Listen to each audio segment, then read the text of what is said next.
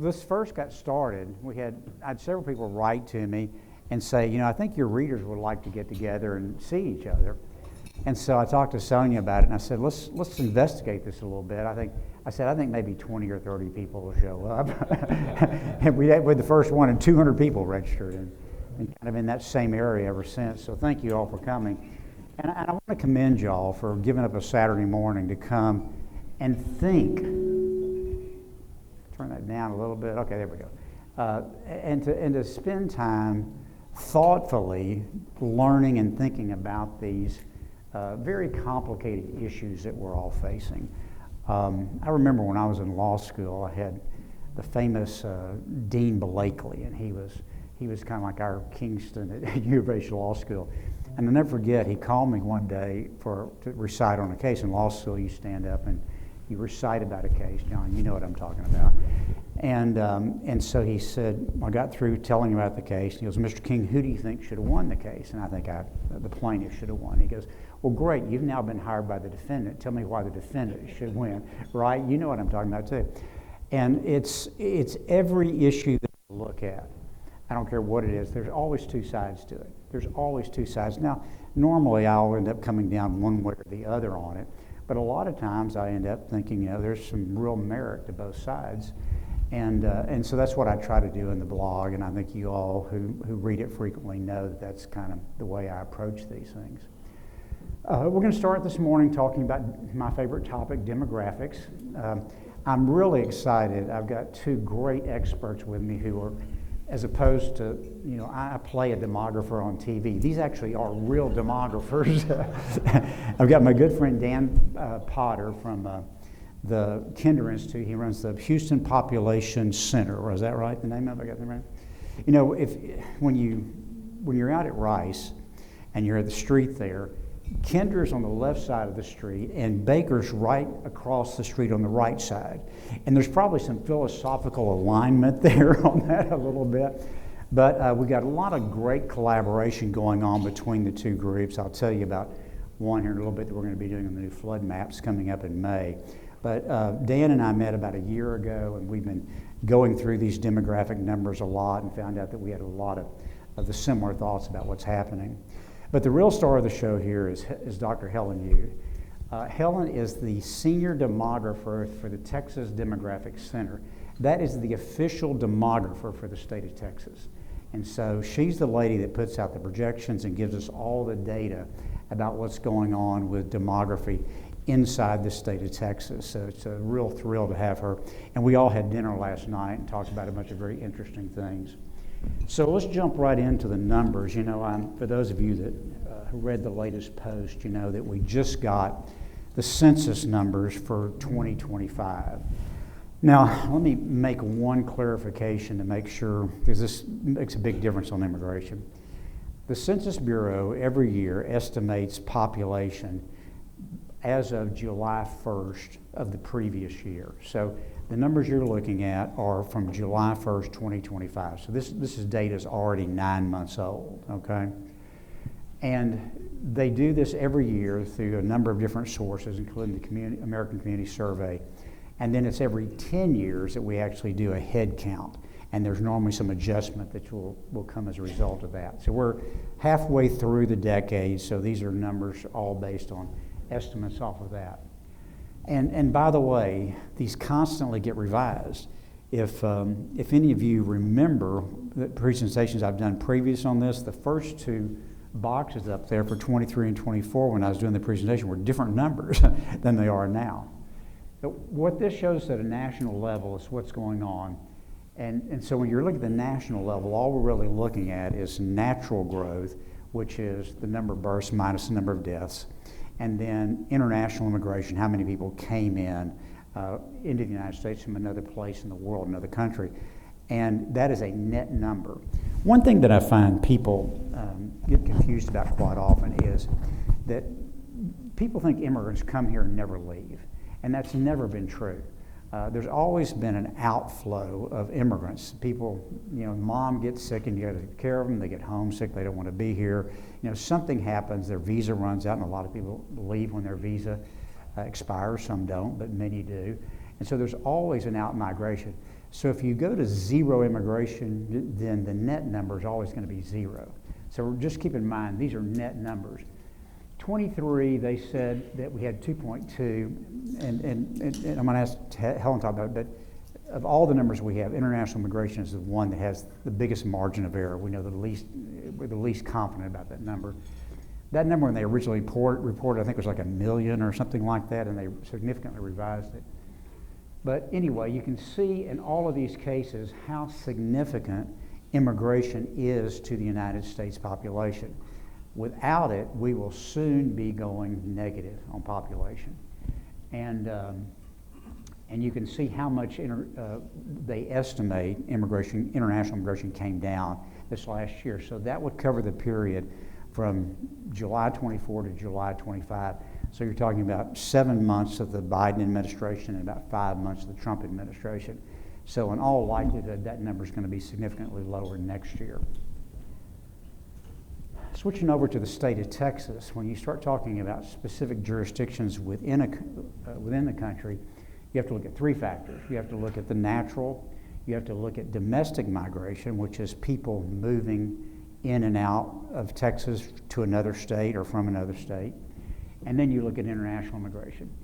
And you can see that a couple of important things about this slide are, first of all, natural has been fairly steady. We're doing better than most of the rest of the country, and I think that's because we have a lower median age, and so if you've got a younger population, you've got more babies being born, you've got fewer people dying. Domestic immigration, you'll notice, has come down quite significantly. I'm going to show you another slide about that in a second. International migration has also come down. So we are seeing much slower growth, and with the current federal immigration policy, that's likely to be much lower next year. But here's the really important slide that I want you to focus on. This is domestic migration into Texas. You know, there's this constant messaging out there. Everybody's moving to Texas. Everybody from California is leaving up the high tax state, coming here from here in New York. You know, everybody's moving to Texas from other states. That was true about 3 or 4 years ago. It's not so much true now. We topped out at 222,000 net domestic migration in 2023. It's fallen by 75% since then. The state of Florida has fallen 90% since 2003. And there's a lot of reasons we can speculate and talk about why that's the case. One of the things that's true, though, is that as the population gets older, people move a lot less. You think about it, once you get into your 30s or 40s, you're kind of established, you've got kids, you go to school, you're a member of a club or church and everything, so you're a lot less likely to pack up and move across the country unless your employer forces you to or something. But you'll see we're back in 2017-18, we had an oil problem back then that dropped the domestic migration. But this is the lowest level we've had in 15 years. And this is also way down from the peak, but it's well below the 15-year average too. The 15-year average is over twice what we were at last year. So we'll need to watch this very carefully. Helen and I were talking about this last year when we only had the 85,000 number and wondering, is this an anomaly? Is 24 anomaly, or is this going to continue a trend? It certainly looks like, based on the 25 data, this is the continuation of a trend. I'm going to show you Harris County numbers, and this is a little misleading when we're talking about the region because Harris County is not doing as well as the region is as a whole, and I haven't had time to run all the regional numbers yet. I'll do that and get that information to you in a blog here pretty soon. But this is Harris County. You can see Harris County is also doing okay on natural. We've got a very young county, and that generally indicates you're going to do better on the birth-death ratio. Domestic migration is growing negative every year. Now, this is people moving out of Harris County to someplace else in the United States, okay? That number has been negative for a decade. We have not had positive migration, domestic migration into Harris County since 2015. And over the last decade, about 300,000 people have moved out of Harris County to some other place. Now, a lot of them didn't go very far. They went to the Woodlands or to Fort Bend County or someplace, but they left Harris County. But look at the international numbers. Basically, they have completely supported all the population growth for Harris County for the last several years. This year, had we not had any international migration, Harris County's population would have declined by about 10,000 people. And I'm going to ask Dan more about this in a second, but one of the things you have to understand is the people that are moving out are mostly higher income people, and the people coming in, the international immigrants, are mostly low income, a lot of uninsured, which explains a lot of the poverty rate and uninsured rate that we have in Harris County. We're swapping out two different, differently situated populations. This is the net domestic migration out of Harris County. You can see that the last year was 2015, and you can see that we're just, that big dip in 2017-18 is the oil business having a problem. But you can see even after that rebound, we've still been going down. So Harris County is going to be really challenged in the future demographically, unless we can figure out some reason to convince people to come here. So I'm going to stop there and talk to you guys now for a minute. And Helen, I want to start with you. You were telling me last night about how these numbers are derived a little bit and sort of the difference between the natural, the domestic, and the international. Can you talk a little bit about those numbers derived, what your confidence is in each of those? Is it on? Can you hear me? Yeah, Okay, yeah. good. Okay. So as Bill has explained, to get to like every 10 years, there's a decennial count, right? Those numbers are the only full counts you have, which is the most reliable, basically. Between the years, Census Bureau and we too do estimates through other ways. It's very expensive to do a full count, to do surveys, as Dan will tell you later. But so we cannot afford that between the census years. So the way Census Bureau did it is exactly like Bill has showed us, by components of change. They start from the census and then add birth, death, migration that happen after the census, right? So birth and deaths, we have a very good record in the United States. And it's now being updated very fast too, although this birth and death data actually has 2 years of lag from the Census Bureau. They get that from CDC vital statistics data. Usually they have 2 years lag. The 2 years, most recent 2 years, they use demographic methodology to project, right? But still, they are very reliable. Immigration and domestic migration, that's a different story. Immigration traditionally, or in the past, Census Bureau has been using this survey called American Community Survey that asked your residents the previous year. Some of you might have received some of the surveys. Next time you receive it, don't throw it in the trash because that's where our number would come from. So they will ask you your residents last year, and the immigration number mainly come from that. So they've been doing this for years.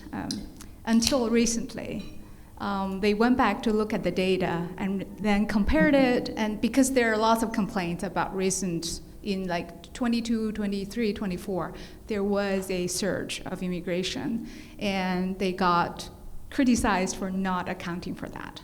And then they began to look for data, DHS data, immigration, permanent, lawful immigrants, all these migration, data from different sources, court data, student who came in. They look at the benchmarks, they call this, and then realize, oh my God, the ACS is showing like 75 less than what the other data was showing. So that's why Bill was saying the next year, then they went back and adjusted some of these numbers. So that was the first like 22, 23, 24, they adjusted upward using other data to do that.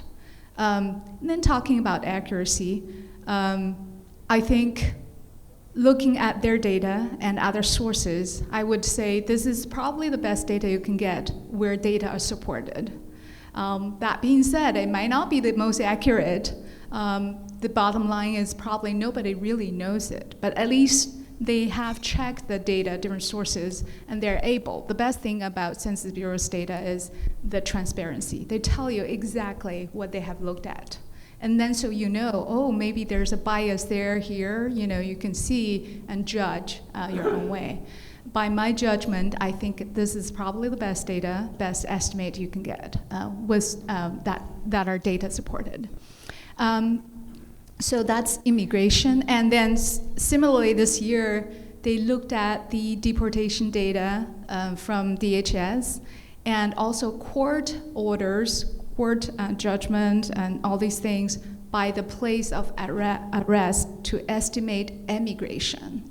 So before this, emigration was a trickle, nothing, barely anything compared to immigration. But this year, they adjusted the immigration up because of all these other data they have seen and collected. So this is the reduction of the net immigration is the product of both reduced immigration and increased emigration.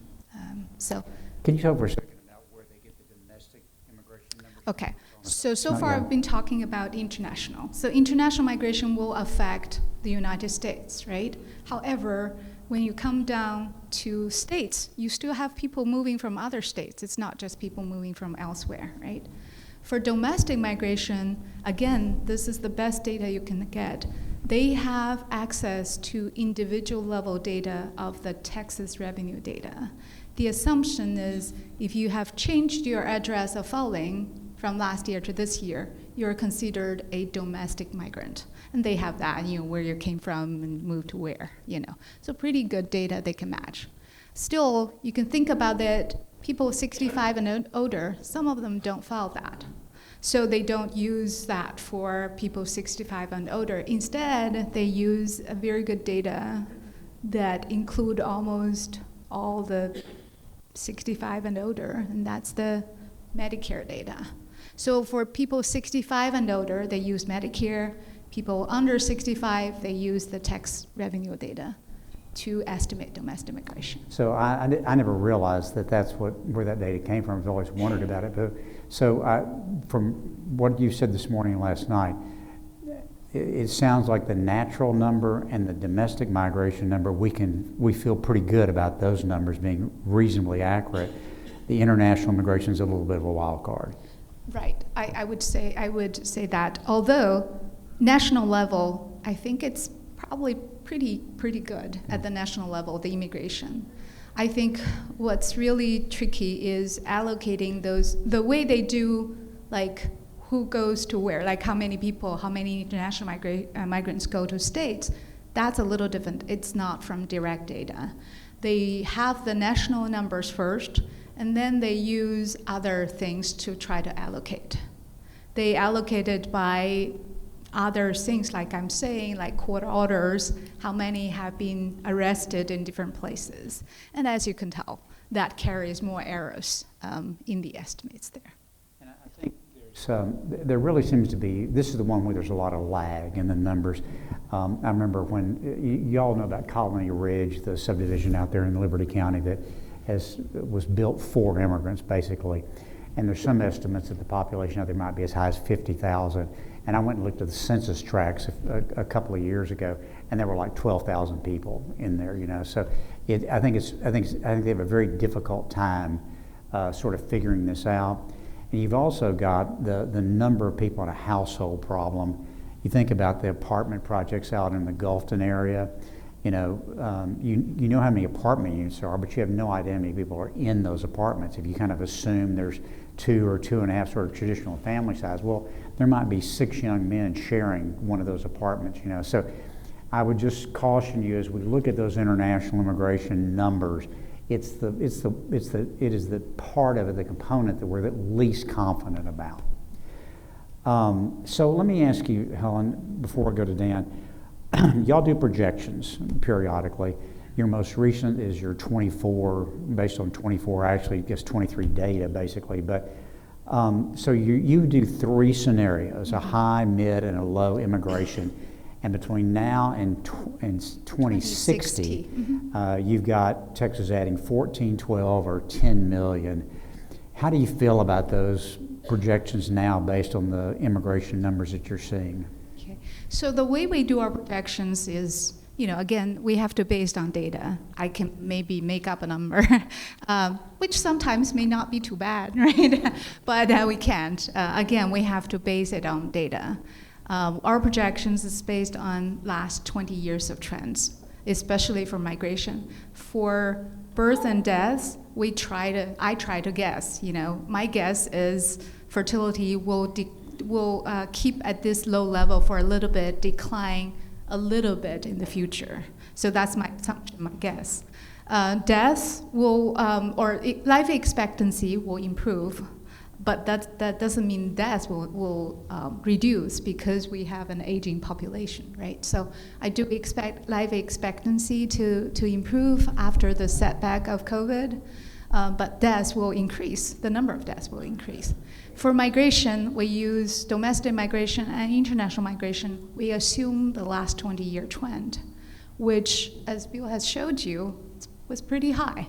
We went through a pretty high period of migration in Texas.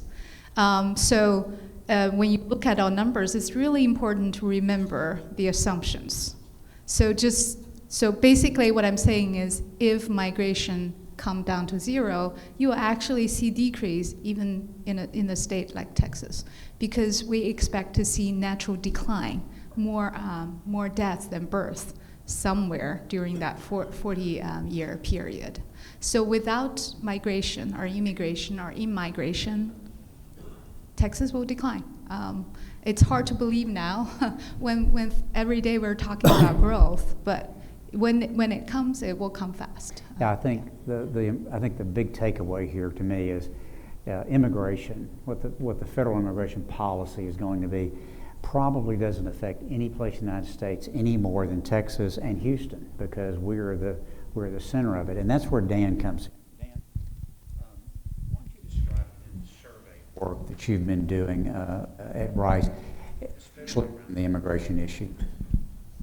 So within Rice, we have the Greater Houston Community Panel, which is building off of the Kinder Houston Area Survey that Steve Kleinberg started back in the 1980s. And what's amazing about having that access to data is that we can look at the way in which attitudes, preferences, values, and experiences of Houston area residents, not just what they look like today, but really have this view over time. And so some of the things we've been looking at is recognizing the importance that immigration plays to the Houston area. Well, what are the attitudes of Houston area residents when it comes to this notion of immigration? And over the last 30 years, one of the things that our data has shown time and time again is this real adjustment in how the Houston area and its residents think and view the contribution and the role that immigrants play. And that has very much gone from this space of immigrants take more, they're detrimental to the culture and the American way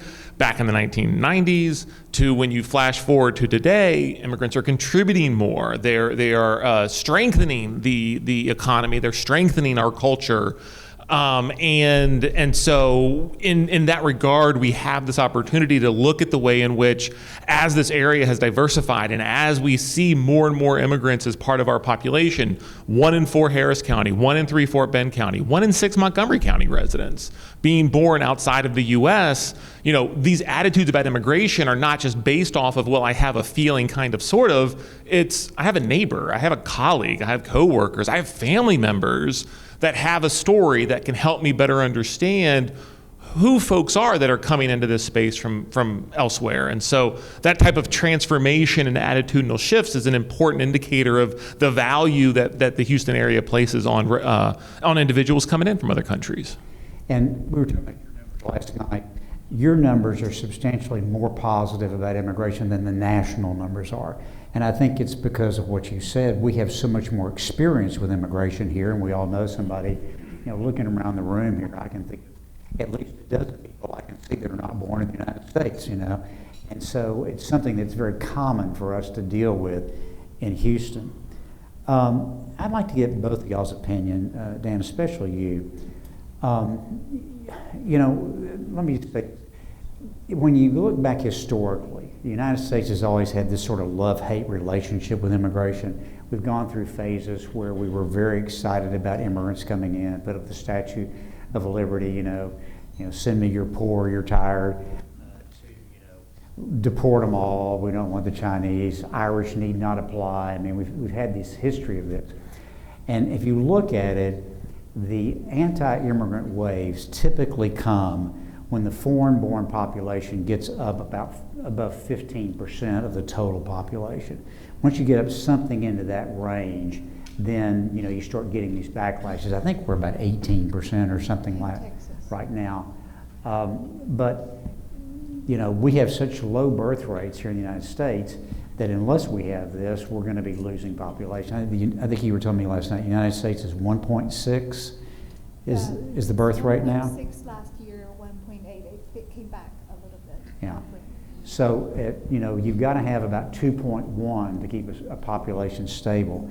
Now, one thing that people get confused about is that you don't immediately start losing population when you go below 2.1 because of the generational nature of human reproduction. It takes a couple generations for that to actually start showing up in the numbers. So we actually went below 2, I think about 20 or 30 years ago, something like that, right? Texas was actually only like 10 years ago. Yeah. Was better US than is the about, U.S. 20 US, or so. Yeah. So that's what we're still seeing, a little positive natural growth. The CBO came out with some numbers here. They said 2028 is going to be the last year we have any natural population growth. They think that after 28, we'll have more funerals in the United States every year than we have christenings. Dan, I want to go back to the issue about these, about how people feel about immigration. I was looking at a Harris Health poll this morning that, and this was in February, there were still 57% of people asked said that every person here illegally ought to be deported. Now, it's complicated when you follow up and ask a question about, like, say, the DACA kids, or do you think that kids that were brought here, well, no, not them. If they've been here and they've had a job and they haven't, well, no, that'd be okay to leave them here. But the sort of default reaction is to say they're here illegally, they ought to all go home. And I think there's a lot of people that are wondering, after Donald Trump's not president anymore, are we going to snap back to what we had previously, or is this a larger trend? What do you think about that? How do you think about that, Dan? So when we're thinking about the issue of mass deportation, the Houston area definitely does differ from where perhaps the rest of the country might be. When we are asking folks, what do you want to do about the issue of illegal immigration? Do you want to enact mass deportation? So, to Bill, your point, like, anybody here illegally, get them out. Or do you want to open up new pathways to citizenship, or just do nothing, leave it alone? The vast majority of Houston area residents want to open up pathways to citizenship. It was 70% at the start of 2025. It has increased up to about 77% at the end of 2025 after watching a year of what mass deportation efforts look like. Bill, to your point, when you ask about specific types of immigrants, the Houston area again and again and again opposes deportation, whether it's for a child who is here or someone who was brought here as a child and has lived here for 20 years. The one exception to this is, of course, folks that are arrested or involved in some sort of criminal activity, where I think most folks can understand and agree we don't need those individuals here for sure. And so outside of that, there very much is this, no one likes illegal immigration. Nobody wants anybody here without appropriate documentation, but the solution is not pick them up and get them out, it's incorporate them in, just incorporate them in legally. And so, I think when we're recognizing this trend that's going on right now, while these may sometimes be talked about as the policies of one person, they're very much sort of capturing broader sentiment that is there. And so when you do remove the one person, it doesn't remove the sentiment. And so one of the things that we're thinking about is some of the long-term harm that is happening right now to different communities, and recognizing that trust that may have been taken decades to build is now demolished. You've got individuals that are removing themselves from all official records that they can possibly remove themselves from, whether that be school enrollment, whether that be leases and other rental agreements. They are trying to disappear while remaining here, and this does not resolve our problem at all. It actually amplifies it and makes it worse. And so, as we might be moving past what is happening now, I think one of the things we have to grapple with is we're going to have to restart any sort of effort to, again, rebuild trust, regain that type of incorporation of individuals into the economy, into our housing markets, into our education system. And unfortunately, there's just not a light switch for that. So again, it's going to become this process. But with all of that in mind, we also shouldn't expect, if we're thinking about staring at this negative population growth here in the next little bit, if this international migration continues to drop down, that's not just going to bounce back. That doesn't just return.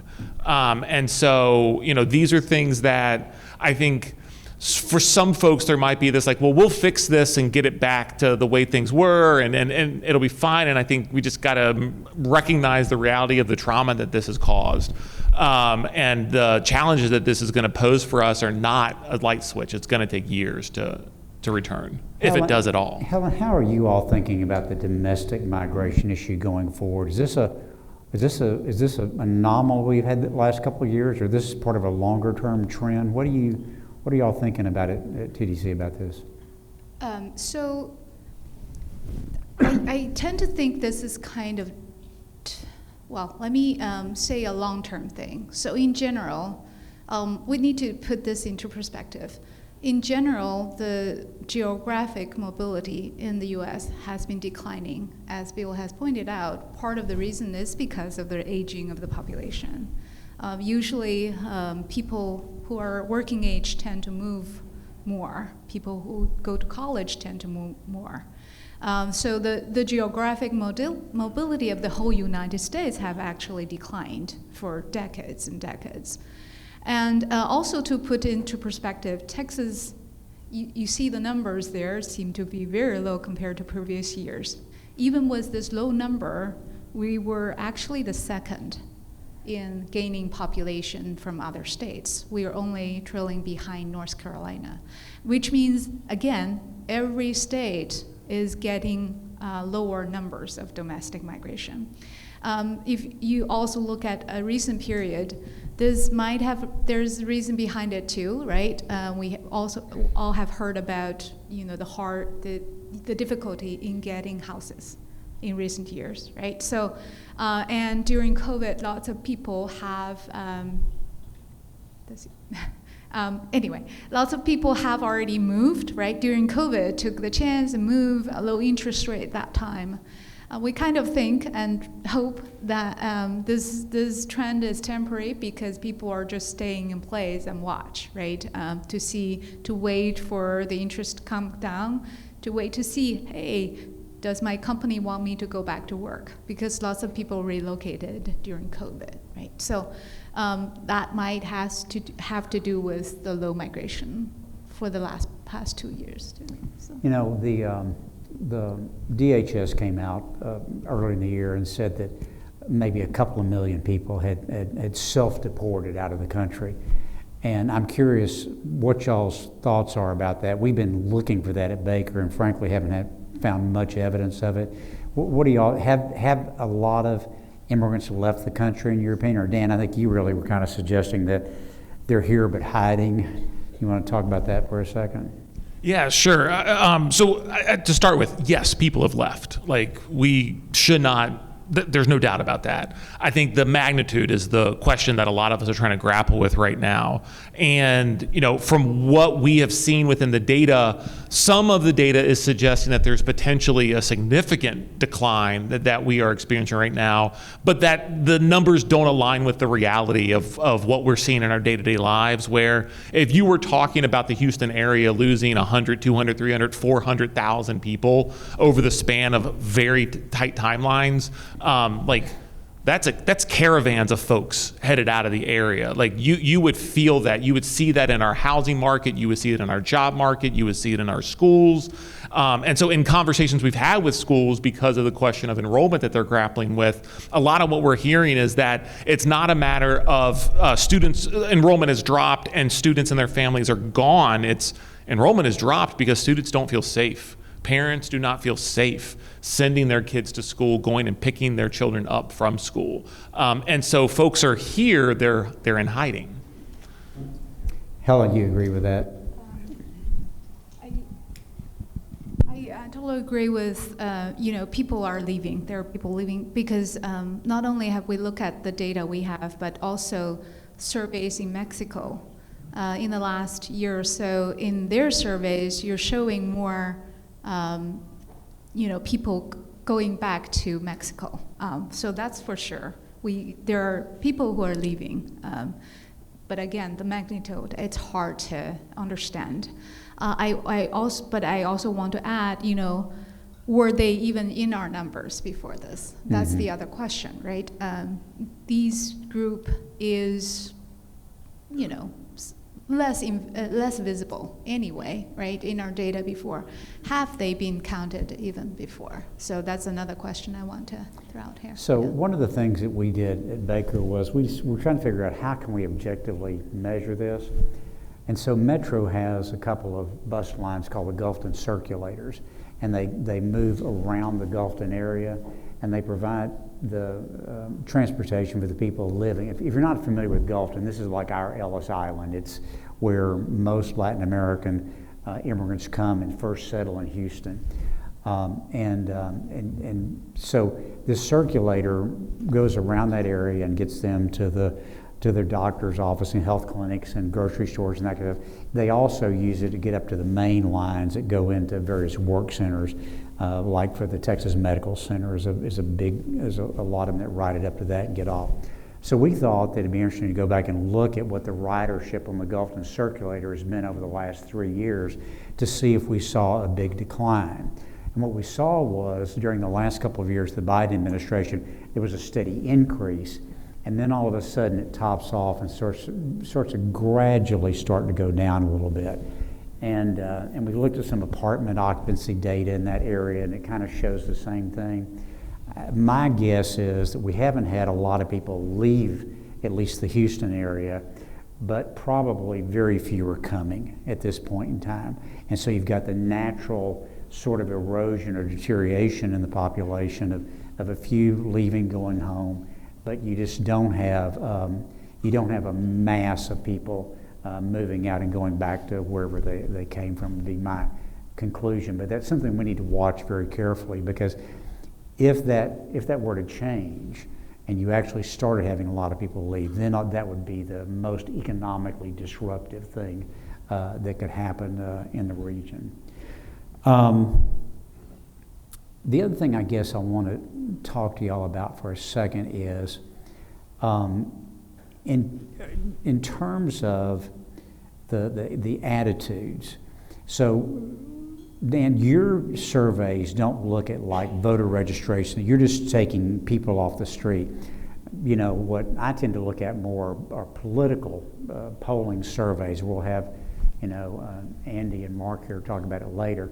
And when you look at those surveys of actual registered voters, and especially likely voters, and especially primary voters in the Republican Party, what you see are much, much harsher views on immigration.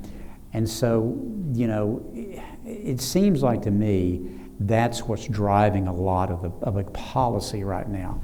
And I'm curious if, first of all, Dan, do you agree that that is a correct observation, that the general sentiment out there probably is a lot more tolerant than the political class is? Do you think that's a fair description? Yes. Yeah, to your point, we do address-based sampling where we are talking to residents. We do not care about your legal status, your voting status. You live here, we want to talk to you. And so our anticipation is we are likely hearing from a slightly different audience than if I was looking at voter rolls, voters, for sure. Yeah. So we'll have to ask Mark and Andy about that a little more when they get here. I'm going to stop and start taking some questions. Remember, there's two things I want to point out. First of all, you have a conference in May, right? You want to tell the people about that? Can they participate in that by live stream, or what's going to be the... So yes, both. We will have our conference on May 20 to 21st in Austin. We have that conference every year. Last year, or we used to often have it in Austin. Last year we took it to Dallas, and hopefully some year next year or the year later we can have that conference here. You got lobbied real hard last night to bring it to Houston next year. Yeah, we're hoping to take it on the road because we, naturally we attract more Austin audience there. So it's a conference where we talk about demographics, of course, and the uses of data, census data, other data related to socioeconomic changes, and lots of these people are either from state agencies, concerned data users, nonprofit organizations who use lots of data to inform their policies and decision making. So we, and also students who are there researching, put together a panel and trying to learn the world. So you're very welcome to go. So it's 2 days, and we also have workshop offered by the Census Bureau on where you can find different sorts of data. And is that live streamed? So 2 of the sessions this year will be live streamed. The one we call it State of the State, where the state demographer will talk about the current state of the population.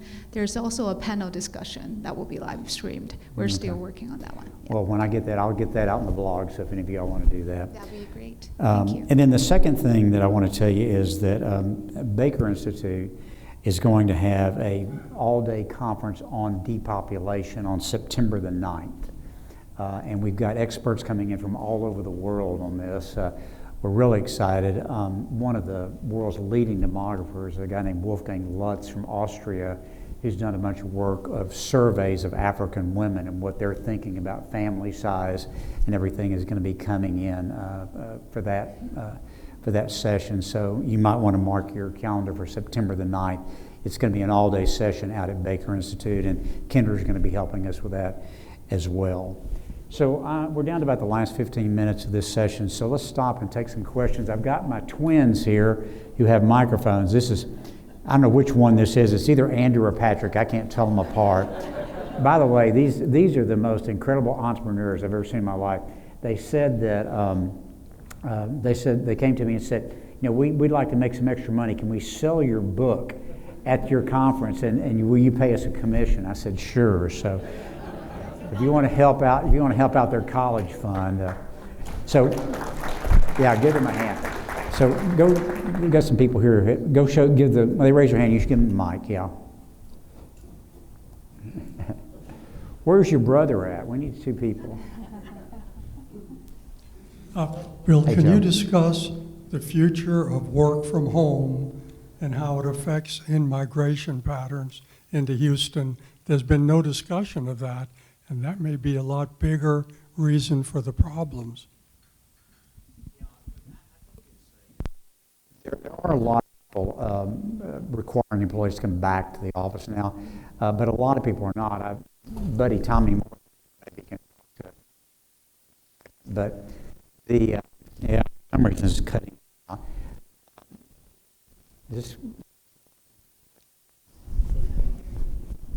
Here, let me see that for I start working again.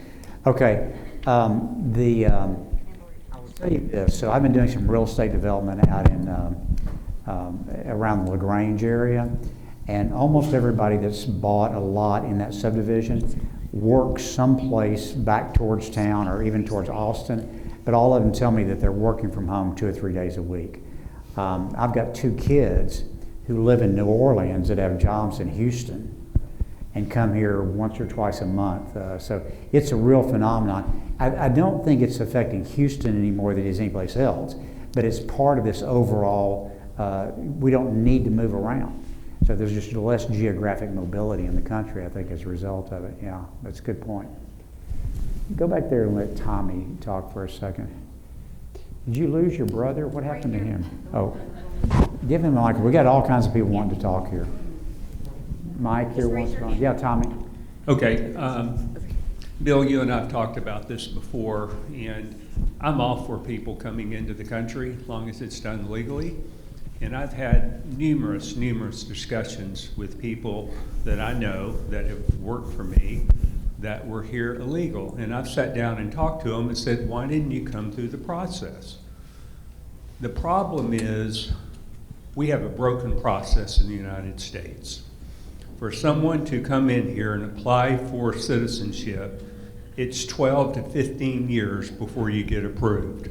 Why can't we vet this in 6 months, 1 year, to allow people to come in, not waiting 12 to 15 years to be able to do it? We got a broken system here. I saw Charles Foster here someplace. Where's Charles? Yeah, Charles, he can give you chapter and verse on this. Basically what Charles will tell you, he and I were on a panel not too long ago, is there's basically no way to enter the country legally right now. It's almost impossible to come into the United States legally right now. Okay, who else? Mike had a question here. You're loud enough, Mike. Go ahead. Yeah. It seems on a big scale, Bill, that we have a real conflict between public policy and our long-term future. But these numbers tell you that the state is going to decline significantly in the next 20 years. That's a complete conflict with policies which are driving the shutdown of immigration, the selectivity. Look at the allocation of the funds for schools, and they're in fact biased against certain populations. So they're trying to do that. So the question is the disconnect. Is the policy in conflict with our long-term future? Yeah, so the question is the disconnect between sort of the political realities of the policies going on and this reality. Some of it, Mike, is in the book, what I call the Chamber of Commerce bias, is that, we all want to believe we're living in a robust, fast-growing area. There's a group in town called the Transportation Advocacy Group, I think. Maybe some folks here belong to that. But it's mostly a bunch of road contractors and engineers who advocate for road funding. And so I was at their luncheon here a 3 months ago at the Galleria, and they had, I guess it's Rick Williams, I think. Dick is the head of TxDOT right now. And he was there, and he said, he got up and said, there's 1,500 people a day moving to the state of Texas, and we need to get ready for that. And I sort of like cringed because that was true about 3 or 4 years ago. But it wasn't even close to being true at the time. Last year we had 534 people a day moved to Texas, so a third of what the director of TxDOT gets up and says. And so I wrote to Steve and some other people and said, hey, listen, y'all need to talk to your demographers because that's not what's going on right now. But I run into this all the time.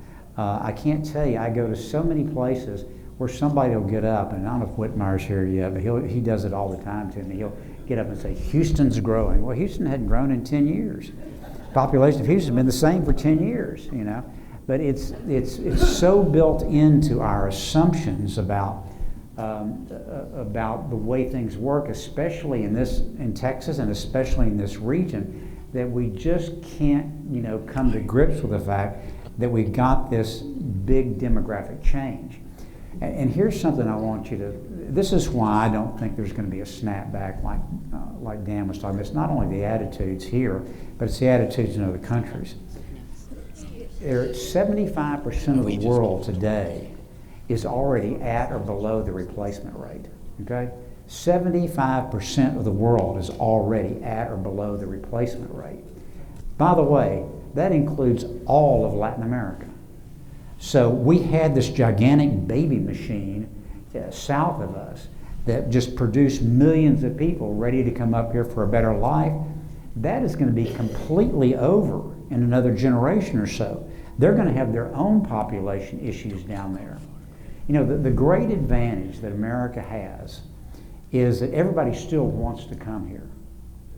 Everybody would like to be in America.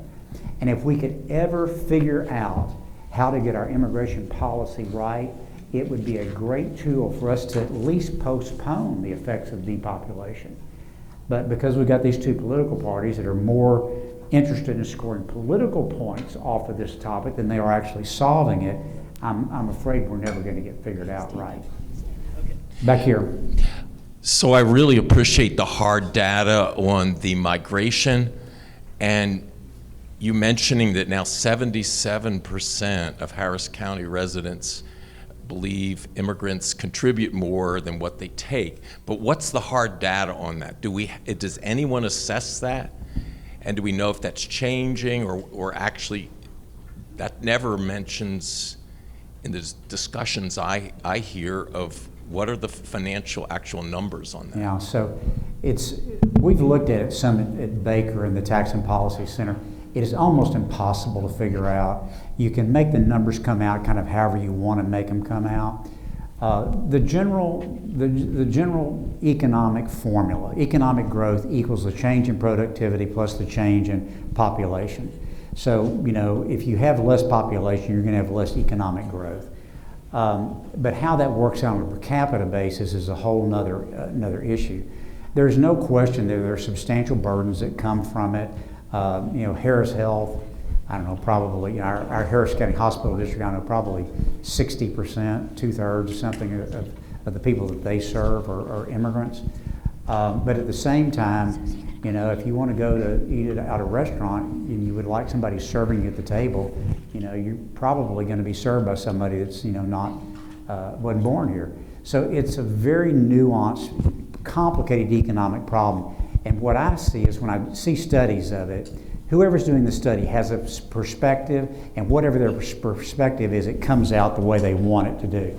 But I'm going to tell you what, I don't know what the answer is for sure, but I do know this, that at the end of the day, if we have depopulation, we're going to need less of everything. We're going to need fewer homes, Dick. We're going to need less cars. We're going to need less groceries. We're going to need less grocery stores. We're going to need less of everything if the population goes down. And there are certainly a lot of disruptions that are going to take place around that. But as far as what the long-term economic cost versus benefits are, I don't think we really have a handle on what that is. Bill, can I? Sure, Can I yeah. back on that? Yeah, sure.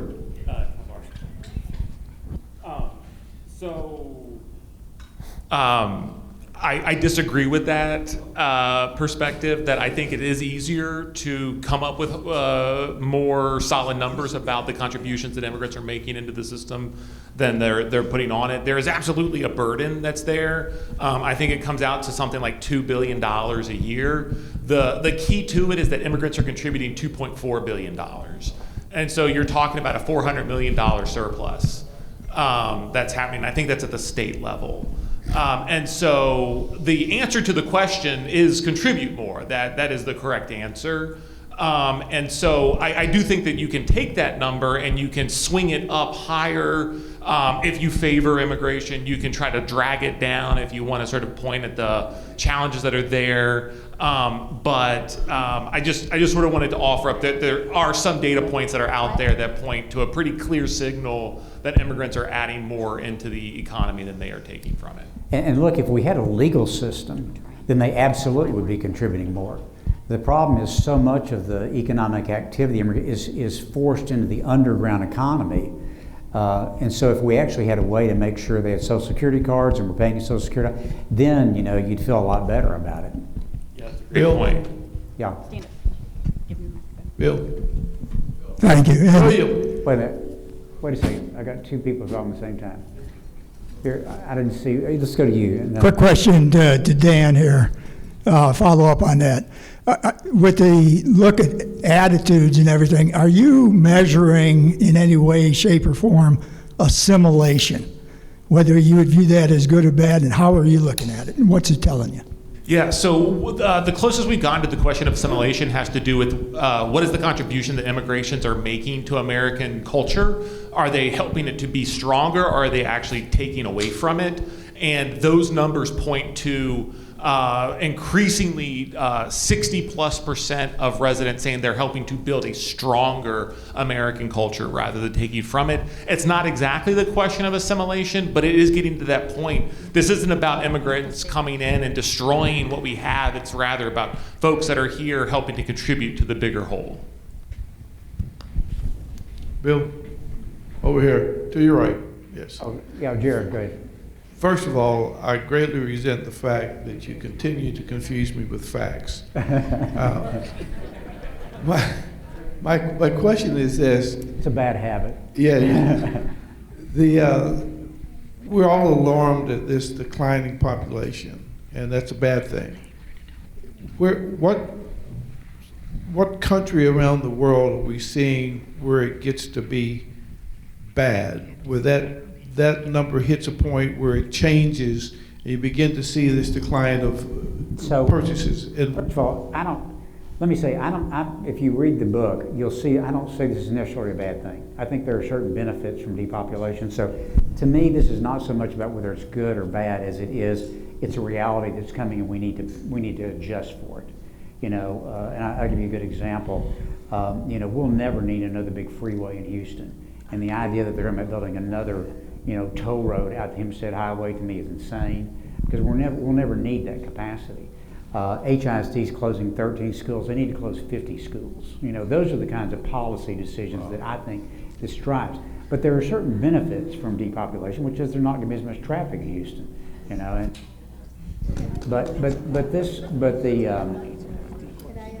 Sure, go ahead. So it's already happening in Japan, and it's going to happen very soon in China. China should really be worried. Their fertility really declined very fast. Usually the bad thing happens if it happens too fast. Declining itself is not relatively benign, not necessarily a bad thing. With it happening too fast and without realizing it, I think that's bad. Without preparing. But what is bad? How do you see that it's bad? Japan has 9 million vacant houses right now. In Japan, they're now selling more adult diapers than they're selling baby diapers. So that's a collapse that's going to cause a lot of problems there. One of the obvious things is who's going to support those who retire. Yes. Right. So. Go ahead, please. Yeah, it's not just declining; it's your population composition. That's actually more important. Now, you're not just declining; you're having a high percentage of population 65 and older. All right, we've only got a couple of minutes here. I see the mayor's over there waiting. Back here tomorrow. Yes. I sent her from another mother. That's right. The effects that you've been saying about the depopulation, what is it that Houston can do to capture the population that we have that visits here? You got University of Houston, you got Texas Southern, you got Prairie View, you got Rice. How can we change to bring in more people? Because you and I both agree, as I've said multiple times, people like to move to the Wonderlands, that's Pearland, Sugarland, the Woodlands, and not stay in Houston. And I think that one thing that would help us is if we would look at zoning, because when you go to these other places, you can't build a liquor store next to a house. But what is it that you think we could do to attract the young people from leaving Houston when they come for college? I think you ought to ask that question to the mayor here in a couple of minutes. I bet he has some ideas, yeah. Who else we got? Yeah. Bill, I would like to ask about the other side of the coin. And that is legal immigration. Tell me about numbers of legal immigration now and over the last so many years, and what types of legal immigration there are. Need Charles Foster up here for this, but I think historically about 1 million have been let in legally. That's way down right now. But Charles, correct me if I'm wrong, but I think what you said was this is primarily family reunification, right, is the main way that you come in these days. That's the biggest category by far. But have you got a microphone with you there, or somebody give me maybe let Charles address this for a second. Yeah, right there.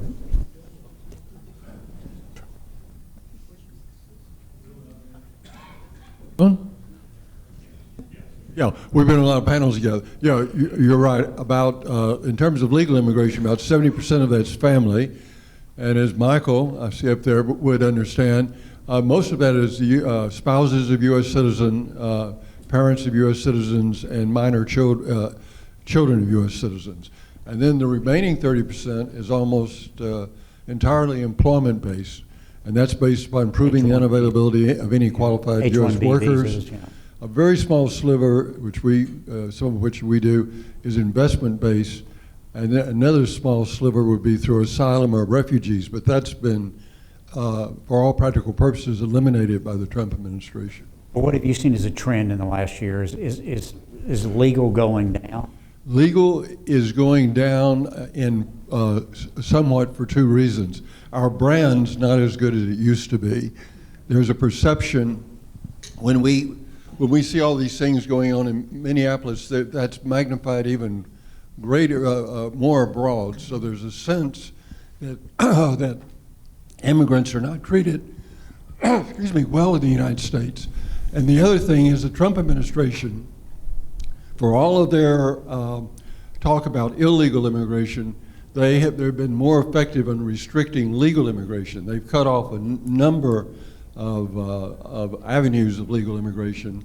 They're barring immigration outright from about 40 countries, all on a false premise. The premise is that they're likely to become public charge, but that's a false, because by law that's impossible, and every immigrant is required to have an affidavit of support. But so anyway, the Trump administration has cut down a lot of avenues for legal immigration. That's why it's For those of you that don't know, this is Charles Foster, is the premier immigration lawyer in the United States of America. Now look, I've got to cut it off here because we got the mayor waiting. I don't want to keep the mayor waiting. But would y'all please give a big hand to Dan and Helen for coming down here.